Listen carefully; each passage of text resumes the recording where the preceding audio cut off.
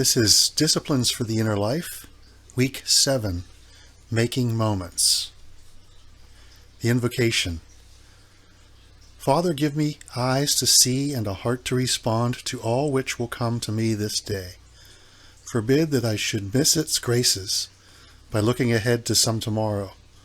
Let me accept the newness each moment brings with awareness and gratitude. In the name of the one who makes all things new, I pray. Amen. Psalm 81. Oh, that my people would listen to me. To the choir master according to the Gittith of Asaph. Sing aloud to God our strength, shout for joy to the God of Jacob. Raise a song, sound the tambourine, the sweet lyre with the harp. Blow the trumpet at the new moon, at the full moon, on our feast day. For it is a statute for Israel, a rule for the God of Jacob. He made it a decree in Joseph when he went out over the land of Egypt. I hear a language I had not known. I relieved your shoulder of the burden. Your hands were freed from the basket. In distress you called and I delivered you. I answered you in the secret place of thunder. I tested you at the waters of Meribah. Hear, O my people, while I admonish you.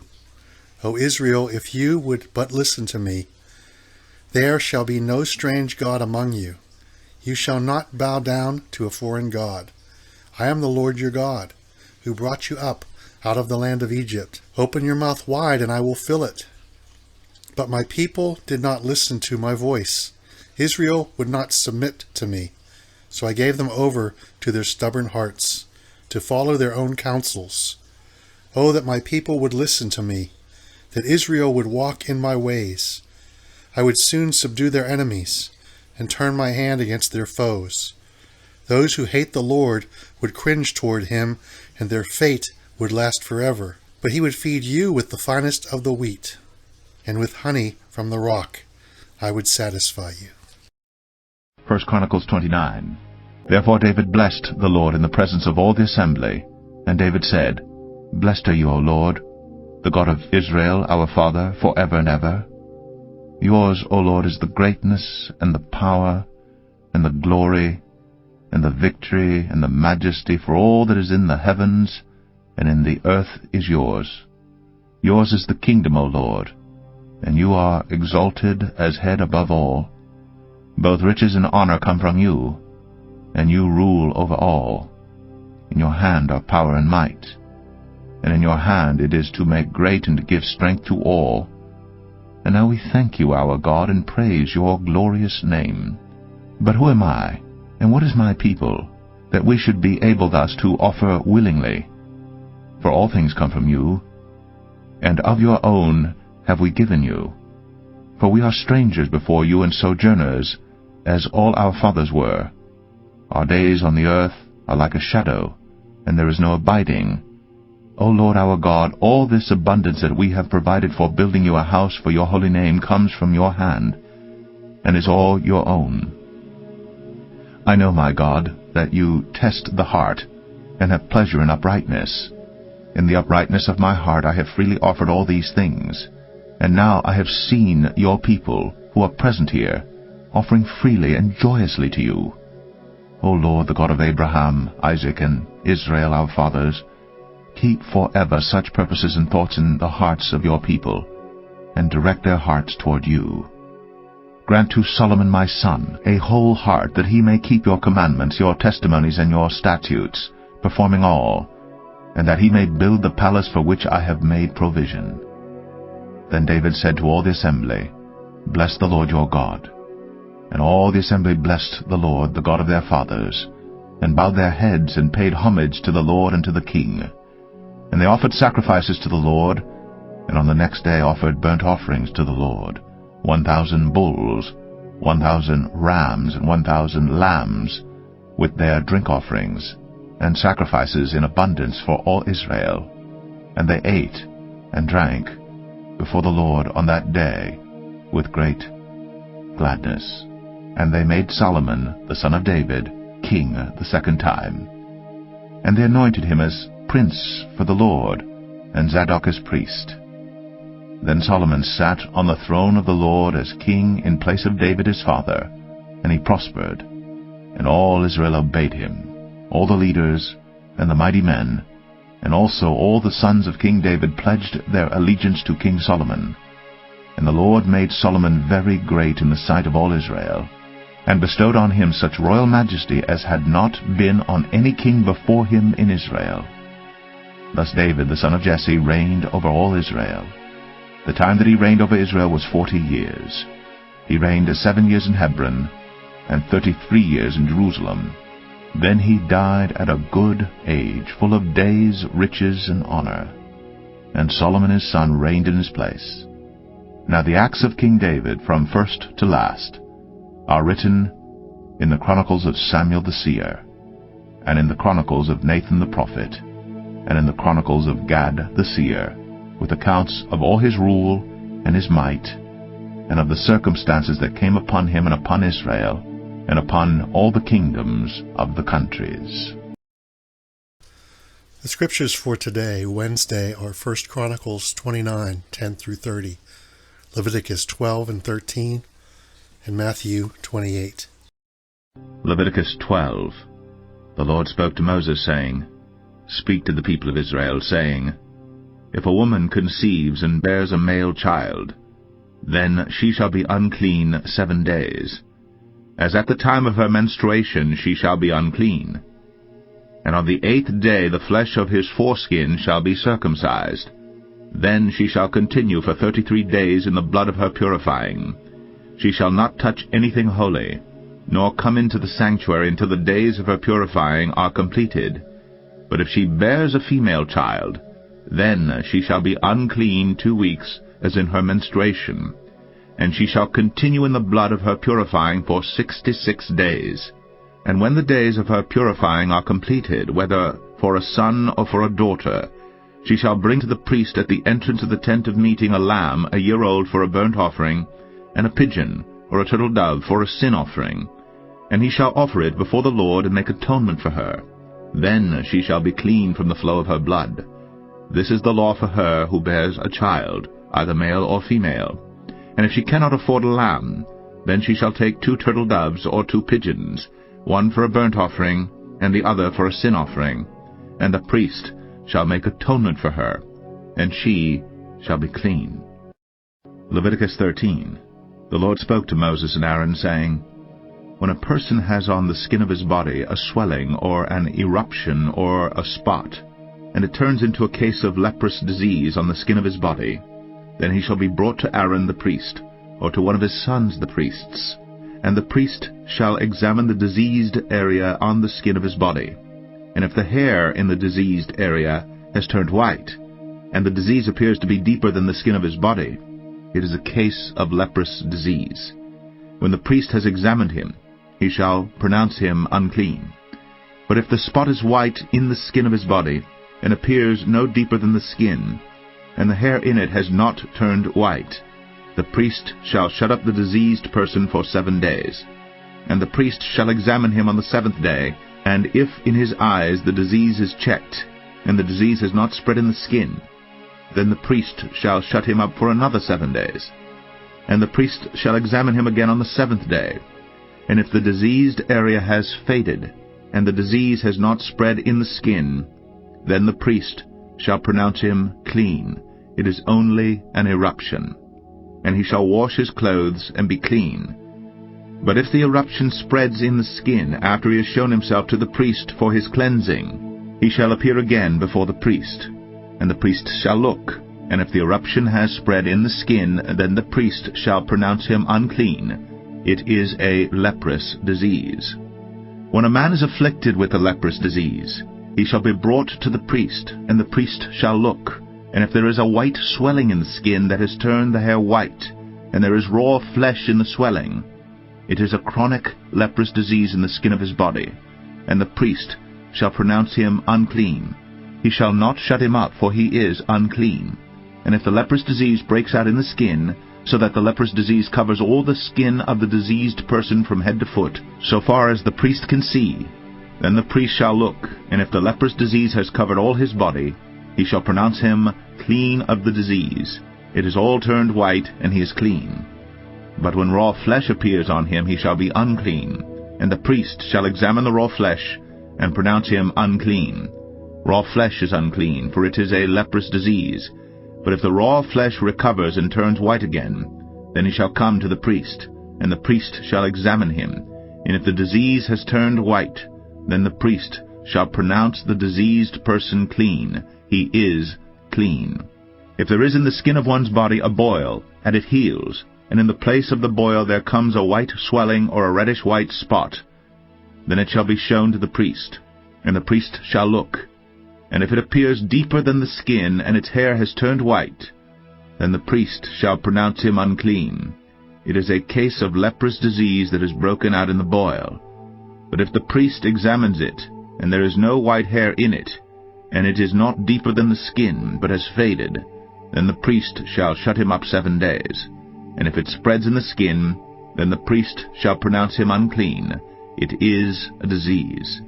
But if the spot remains in one place and does not spread, it is the scar of the boil, and the priest shall pronounce him clean.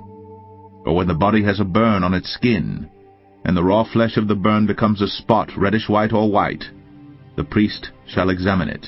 And if the hair in the spot has turned white, and it appears deeper than the skin, then it is a leprous disease.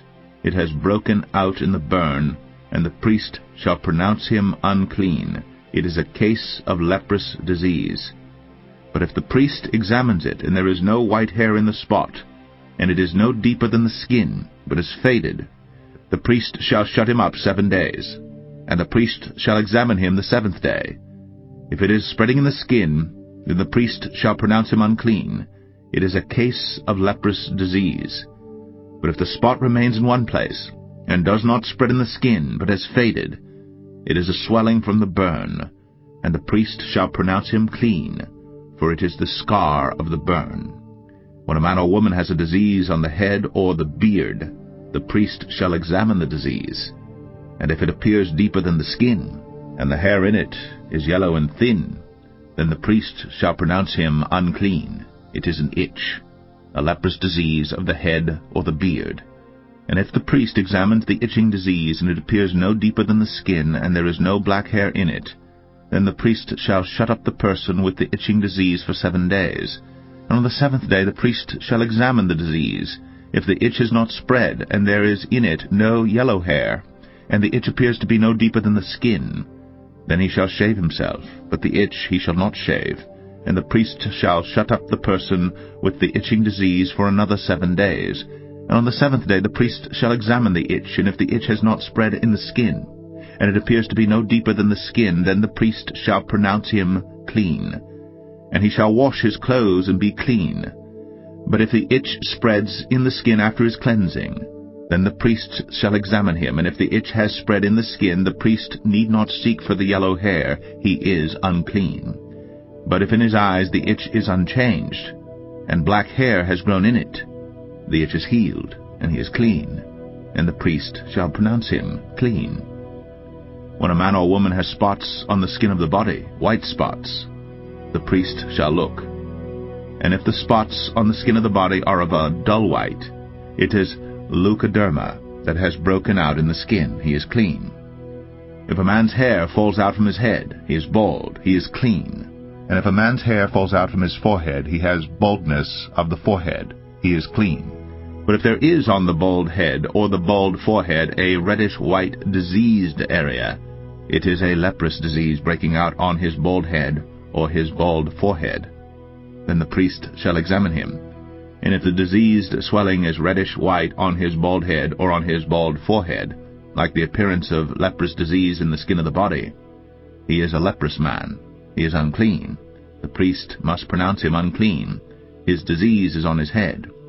The leprous person who has the disease shall wear torn clothes, and let the hair of his head hang loose.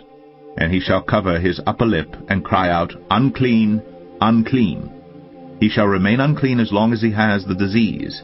He is unclean. He shall live alone. His dwelling shall be outside the camp.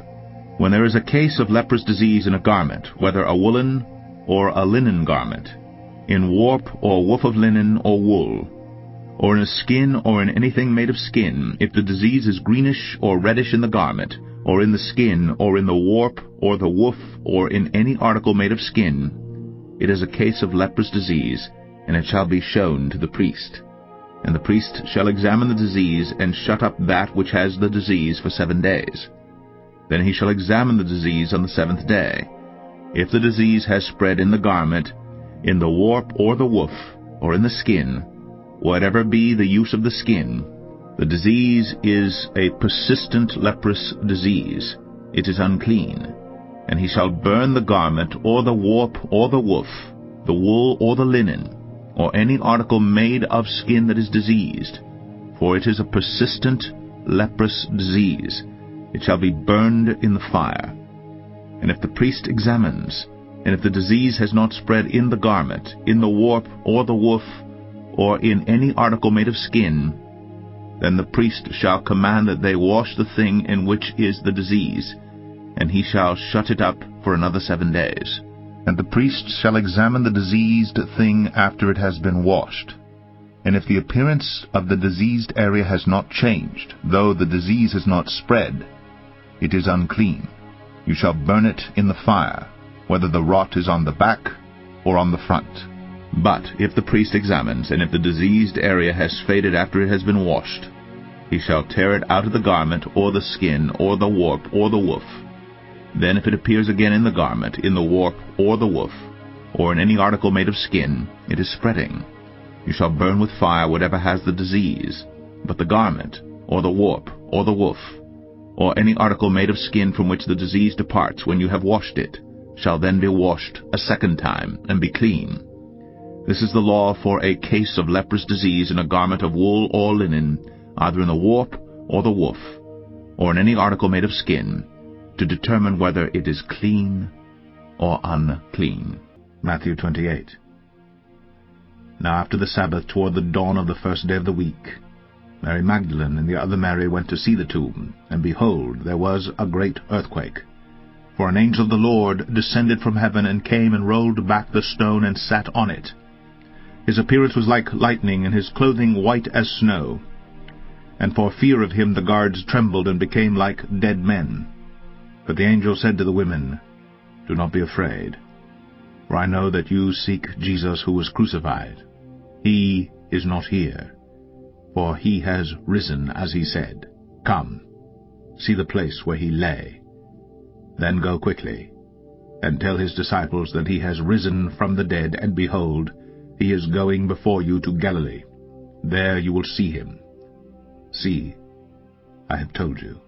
So they departed quickly from the tomb with fear and great joy, and ran to tell his disciples.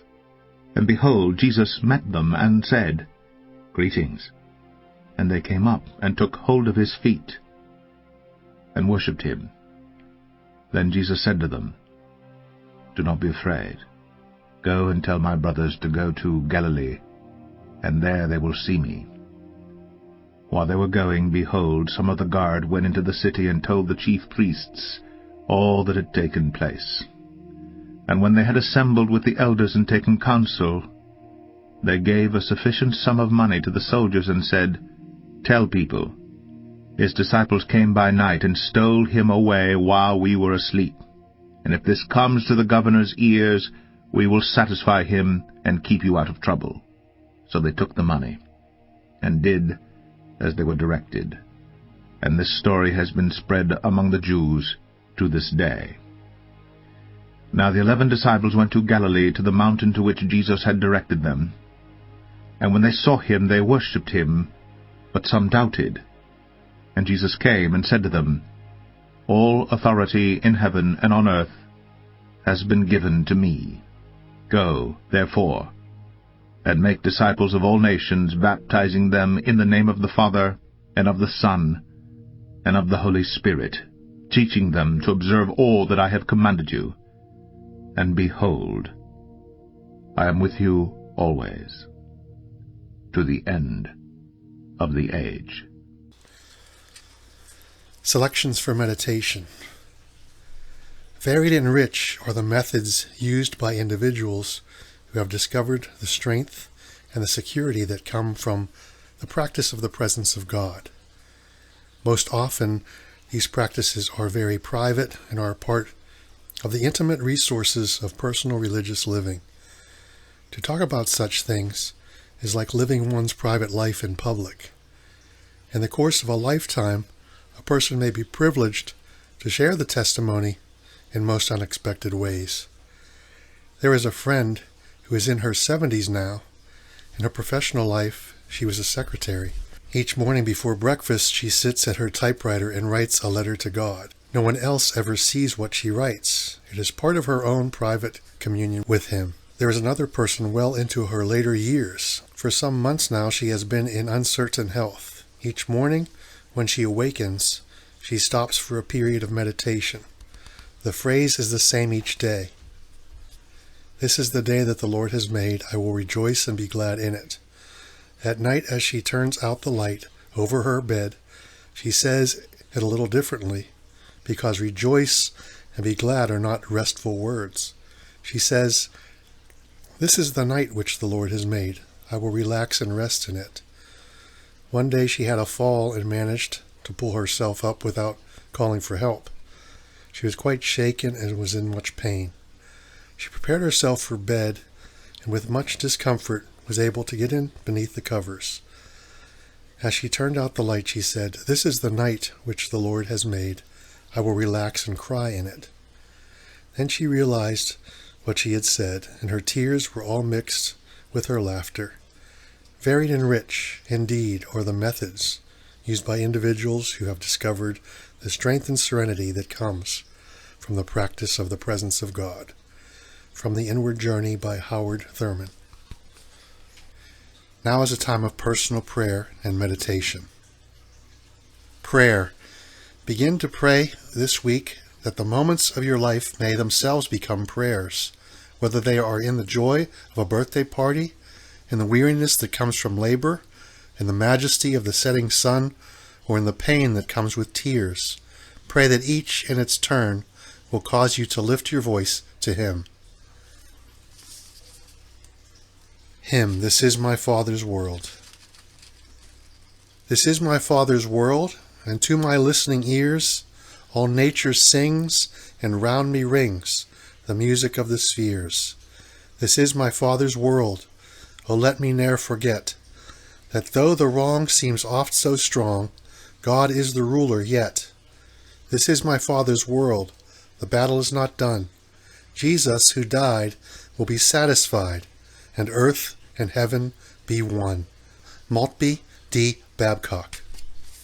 Benediction. Father, so much of my life seems to be devoid of events that can be labeled important. Its content and quality will come likely to be determined by my responses to the ordinary.